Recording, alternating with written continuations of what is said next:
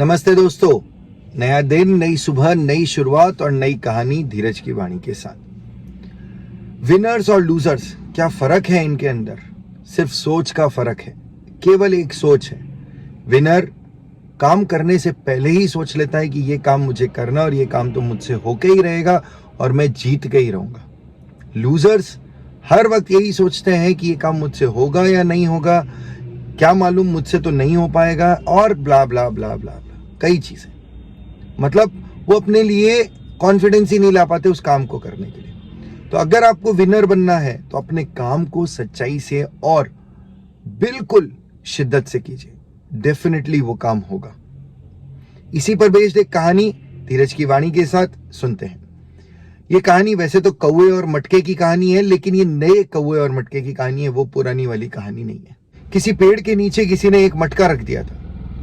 बहुत देर तक, बहुत समय तक, कई वर्षों तक, कई महीनों तक वो मटका वहां पड़ा रहा और उसके अंदर धीरे धीरे धीरे धीरे पानी भरने लग गया। उस मटके के ऊपर से रोज एक कौवा उड़ता हुआ जाता और उस मटके को जरूर देखता था। मटके को देखकर वो बड़ा, पता नहीं उसके दिमाग में क्या बदमाशी चलती थी, वो जाकर उस मटके को जरूर देखता, उसके ऊपर बैठता और फिर रवाना हो जाता, रोज देखने का काम कर। एक दिन वो जब उस मटके के ऊपर से गुजर रहा था तो उसने देखा कि इस मटके में कुछ हलचल हो रही है।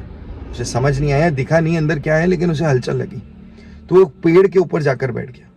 उसने देखा कि एक छोटा सा मेंढक रोज मटके पर चढ़ता, अंदर घुसता, फिर थोड़ी देर बाद बाहर निकलता। कौवे ने देखा कि इस मेंढक से मेरा पेट तो भरने वाला नहीं है, लेकिन मेरा नाश्ता जरूर हो जाएगा, और इसी कारण वो उस मटके के पास जाकर बैठ गया और काफी देर तक मेंढक के बाहर आने का वेट किया, लेकिन वो मेंढक बाहर नहीं आया।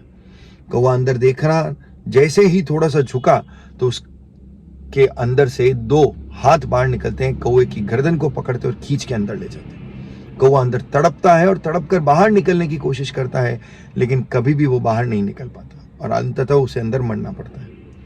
वो दो हाथ और किसी के नहीं थे, वो दो हाथ थे उस मेंढक की माँ के, जो काफी समय से उस मटके के अंदर ही थी। और वो रोज कौवे को ऊपर से जाते हुए देखती, कौवे को पास में बैठकर देखती, और उसकी माँ को लगने लग गया था कि ये कौवा एक ना एक दिन हमारा भोजन जरूर करेगा या मेरे बच्चे को खा जाएगा। तो वो प्लानिंग कर रही थी और उस प्लानिंग के साथ ही उसने वेट किया सही समय पर कौवे के पास में आकर झुकने का।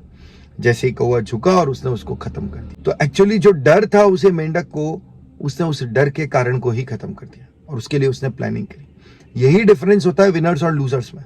विनर्स जो होते हैं वो अपने काम के लिए पहले से ही तैयार रहते हैं, उसकी प्लानिंग करके रखते हैं और उन्हें पता होता है कि उन्हें करना क्या है। जबकि लूजर्स हर वक्त इधर उधर हाथ मारते रहते हैं, क्योंकि वो किसी भी जगह पर मेहनत नहीं कर पा रहे।